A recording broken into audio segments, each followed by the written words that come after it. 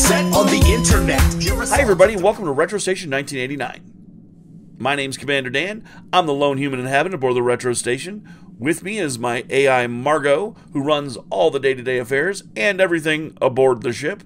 Then there's also Cambot Jr., who's doing his job right now, feeding your wonderful faces, my wonderful face, to bring you License to Play. That's our show about licensed games from the past. Retro games based on things like, you know, books, comic books, movies, TV, fast food mascots, dog food, Kool-Aid.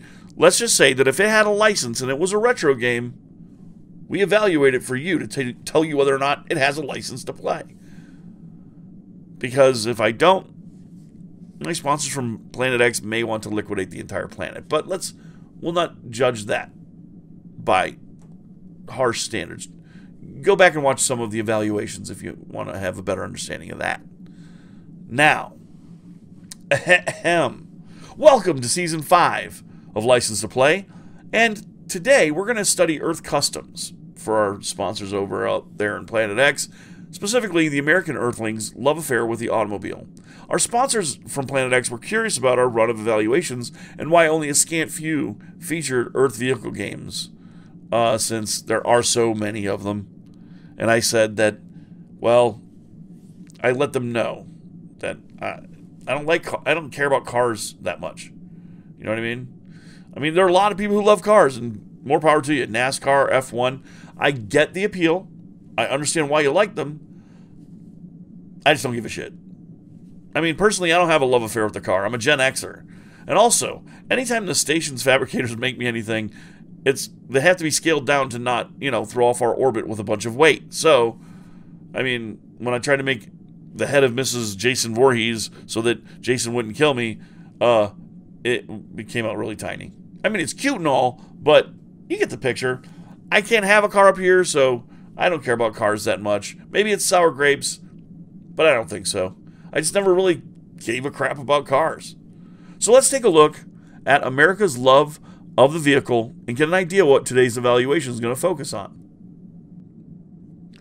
America loves its vehicles. So let's go back.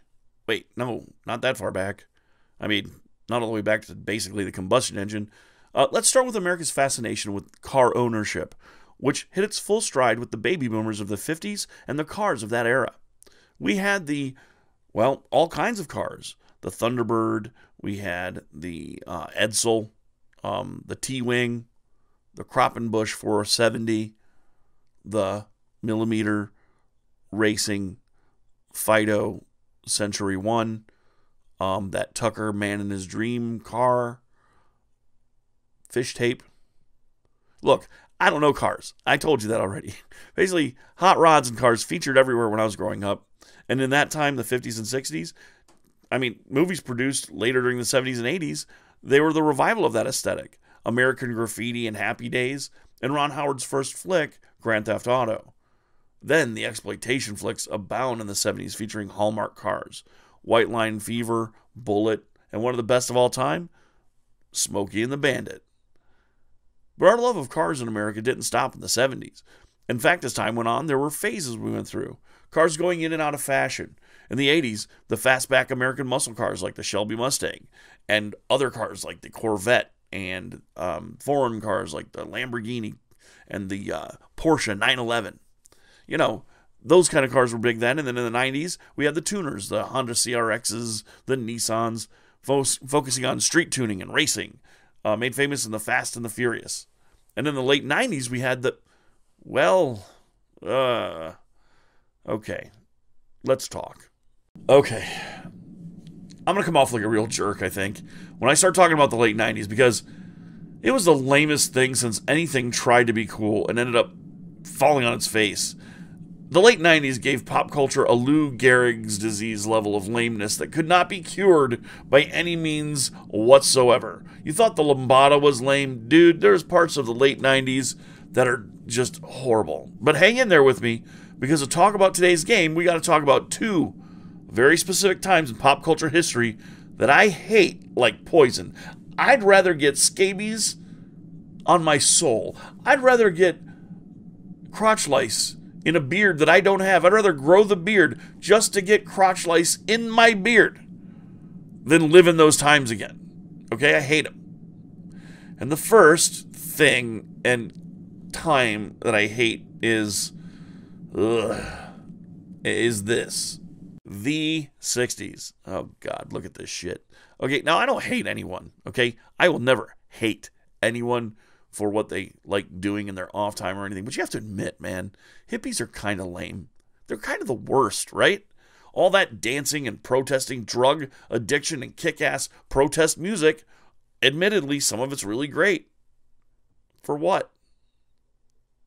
To have you sellout baby boomers use their popularity like a political club and join up with the very people they wrote their protest songs about. Those evil, greedy corporations. Now they're just an evil, greedy piglet sucking at that teat. And I'm not protesting it because I'm not pretending to be a protester. I mean, and what are they doing this all for? To make more money.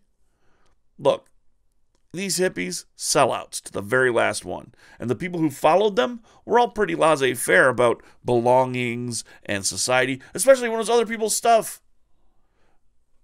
I mean, they were finally snuffed out by greed, but more importantly, by even more radical protesters, like the Weather Underground, and more logical protesters who actually had a point, the civil rights movements based on logic, actual activism and sacrifice, and finally, Southern rock, who, I mean, it's out there, it's a thing, I happen to like some of it, who let old Neil Young know that the Southern man don't need him around anyhow.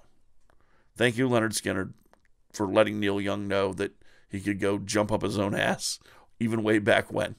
And Creedence Clearwater Revival, who told the truth without pretending like there was more than just hallucinogens in them damn mushrooms.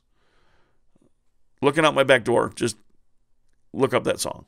And finally, punk music took all those revolutions and obliterated them into a million ways to rebel that all meant the same thing. You were just doing it for kicks, and you were not doing it for some real, mystical, world-changing idea. So the 60s hippies were fascinated with making statements, man. And two of those statements are actually sort of interesting, if not cool. First, the repurposing of old buses for new transportation and the adoption of the VW bus as like an emblem of that was kind of nice. It was a kind of ecological message, I guess. The other was repurposing VW Beetles as a statement against American transportation and tradition and the greatest generation, apparently. Their parents. I mean, not the message. The message wasn't cool. It was hog shit. It was a bit of loud, gormless, idiotic messaging for a generation that only defeated the greatest actual evil of all time. It's like, what are you telling your parents, you boomer jackasses? They also provided all the cash for you boomer idiots to lay out funds to buy these VW Beetles while pretending to change the world. Ugh. But the Beetle and the VW bus were cool to look at, fun to drive, and, more importantly, easily maintained without the need for a mechanic if you could find an owner's manual. And the second era of pop culture, I'm so happy, is done and over with, was a blip of time between like 1992 and 99, where the teens of my youth decided that the 90s were just the 60s turned upside down, man. Now, get this straight. I love Pauly Shore and Randy of the Redwoods.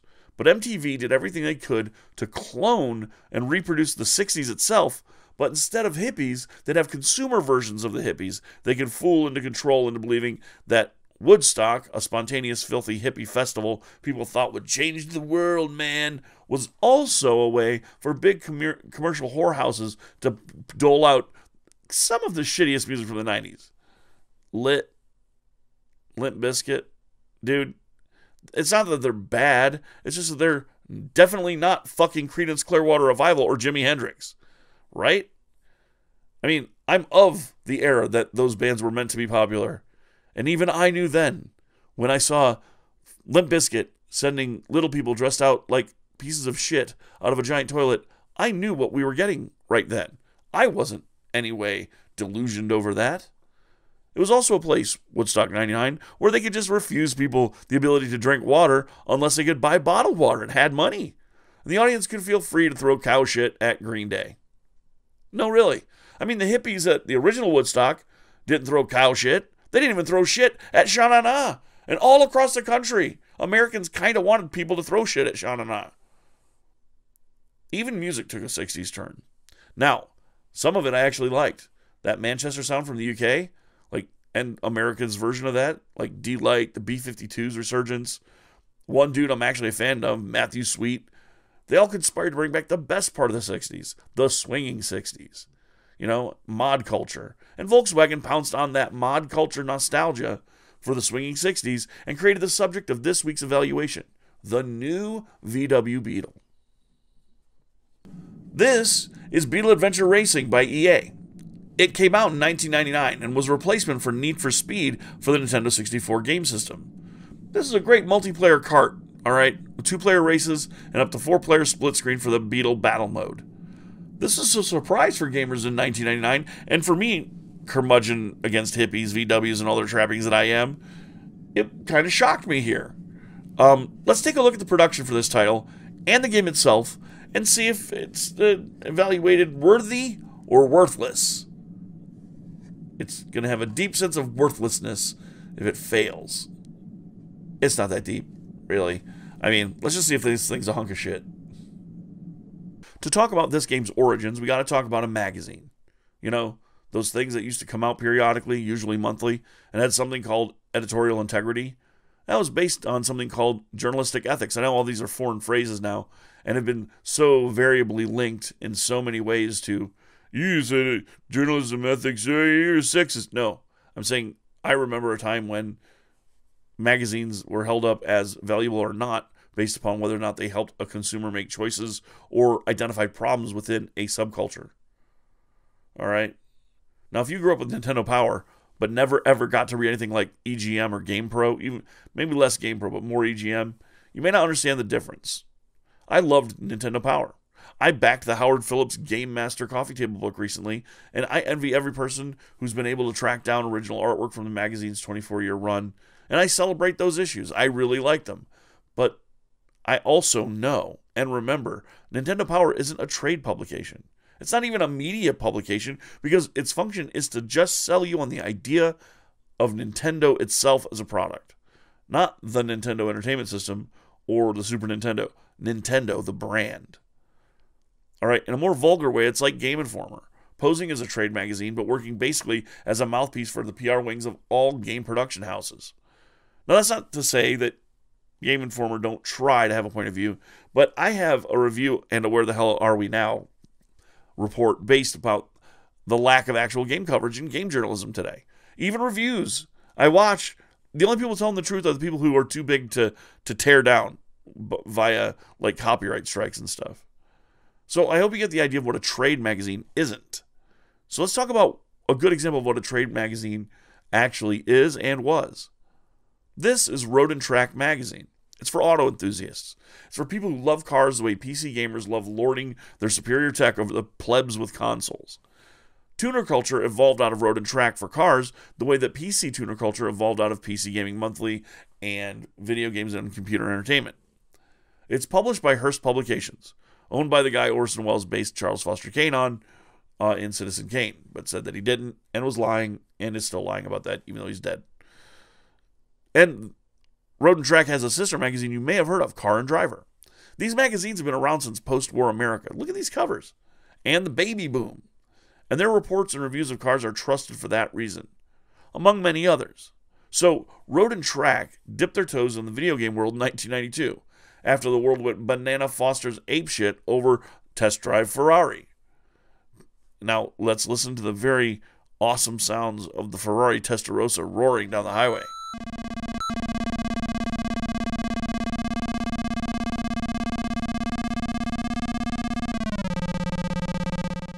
Yes, this is what counted as quote-unquote sound for video games. So, to help with creating accurate sound effects and handling in Grand Prix Unlimited by Accolade, and with engine sounds for Road and Track presents the Need for Speed on the 3DO. Let's listen to that old Grand Prix Unlimited. Woo-wee. Listen to that motor purr. Blah, blah, blah, blah, blah. It sounds like a calculator with the diarrhea shits. It's very bad. But Road and Track presents the Need for Speed on the 3DO was notable for its realism and magazine-style presentation of the vehicles being driven in the game. But Since it's a 3DO game, it's stuffed to the gullies with FMV and things really only car lovers would love to see in a video game. So, when Nintendo finally released the N64, they were interested in EA's pitch for a console-exclusive racing game. Initially, everyone thought it would be a dedicated N64 version of the Need for Speed and its latest entry. However, EA successfully brokered a deal with Volkswagen to make a game about the new Beetle, and thus, a legendary legend was born on the N64. Beetle Adventure Racing for the Nintendo 64, published by EA and designed by Scott Jackson and Scott Blackwood. It's a game with both single-player and multiplayer modes, and is basically a circuit racing game featuring the aforementioned VW Beetles. The game was released in Australia as HSV Adventure Racing, featuring the HSV rather than the VW Beetle. Single player has two modes, single race and championship. Single race is a single-player racing game against computer-controlled enemies on any stage that has been unlocked in the championship mode. So it's like a test your own time against yourself and the computer. However, the championship mode is the meat and potatoes of the game. It's considered the main game, where the players are given 3 circuits, starting with novice, then moving on to advanced and professional, kind of like the CCs in F-Zero 64 or the original F-Zero. Now there's a secret circuit as well, the bonus circuit, which is unlocked after completing all previous circuits. Upon completing each circuit, it opens up new vehicles and tracks, it unlocks a bunch of stuff, and 2 special vehicles are unlocked by completing both professional and the bonus circuits, the Alien Beetle and the Police Beetle respectively. The Alien Beetle's okay, I guess. Its horn says, "We come in peace," in a weird voice. It's an alien voice. The Police Beetle, though, uses a siren, in which all other computer racers must stop and pull over upon hearing it, which is pretty sweet. 4 different types of crates are scattered along each track in championship mode. 3 of them are point crates, which are mostly found off track in shortcuts. The points are used to earn continues during each race, with between 50 and 70 points required to get the continue, dependent on difficulty. Finding all point crates, which add up to 100 in total, gives players a new arena in Beetle Battle mode. Beetle in the bitter batter butter version of the Beetle Battle Bailey mode. Anyway, I hate that mode. Upon smashing through the nitro crates, the player is given a temporary boost of speed, like the speed pads in F-Zero. These crates are usually found on hidden paths and beside the main roads, which again, when you're playing against other folks in the racing portion in a 2-player game, whoever knows those little shortcuts and hideouts are the ones who are going to go faster. So it not only is a shortcut, but it's also nitro powered. The 4th crate is a cheat crate hidden on each stage. It's like a hidden VHS tape in Tony Hawk. Smashing one of those, the player hears groovy. Smashing a cheat crate the first time unlocks the cheat menu, which offers cheat codes in both 2-player racing and Beetle Battle mode. The cheat menu has an Easter egg too, and I'll let you go find that on the interwebs. And Beetle Adventure Racing supports up to 4 players for the Beetle Battle mode, but 2-player races can be held in any of the tracks, provided they've been unlocked in the single-player championship mode.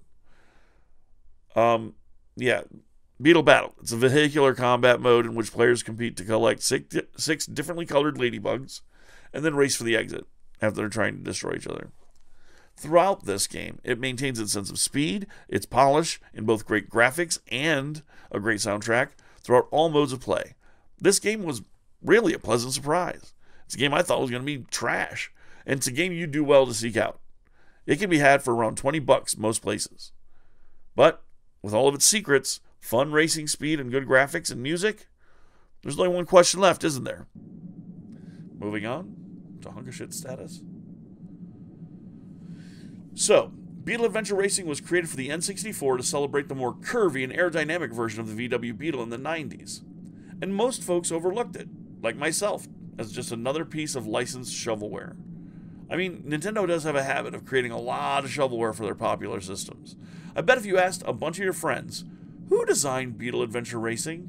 Their answer wouldn't surprise you, because they'd probably say LJN or Acclaim, or maybe even Volkswagen themselves gave this shit away as part of, when you bought a new Beetle, they'd give it to you in the glove box or something. But this game's branding as shovelware. Has it been unjustly applied? Or is it a case of what you see is what you get, as usual, and maybe it's a hidden Sammy? Let's find out. Scroll, scroll, scroll, scroll, scroll, scroll, scroll, scroll, scroll.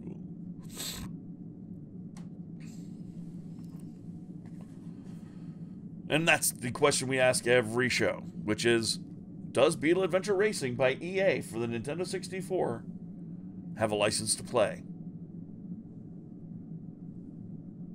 Yeah, of course. The single-player game is just as hype as Daytona USA or Cruisin' USA or even San Francisco Rush. The hidden paths, the speed of the game, and moreover, the soundtrack put this game pretty high on the Nintendo 64's list of great hidden sandwich games, making it hidden sandwich certified, of course. So, you're welcome, Beetle Adventure Racing. We considered you, and that's why people love cars, by the way, Planet X. All right, Cambot, let's load this one up. And, Margot, let's ship this out to our sponsors. Now, there's going to be some changes coming around here that are going to be cool. All right? Cool changes coming. And one of those changes is going to be a show called Retro Rally, which will be appearing live on Twitch and will also be appearing here in clips form. I'll be making I'll cut out clips and add effects to certain things. Like my pickup videos are going to be over on Twitch, doing them live, so I can talk to you about what I found, how I found it. It's going to be fun. If you're not following me over on Twitch, you need to be doing that. That's going to be twitch.tv, hack and slash, backs and forths, Quadrangle Jones. No, it's slash RetroStation 1989. So come visit with me while I play retro video games, modern video games, and we talk about video game news. Oh yes, it's happening. It's the happening spot. All right.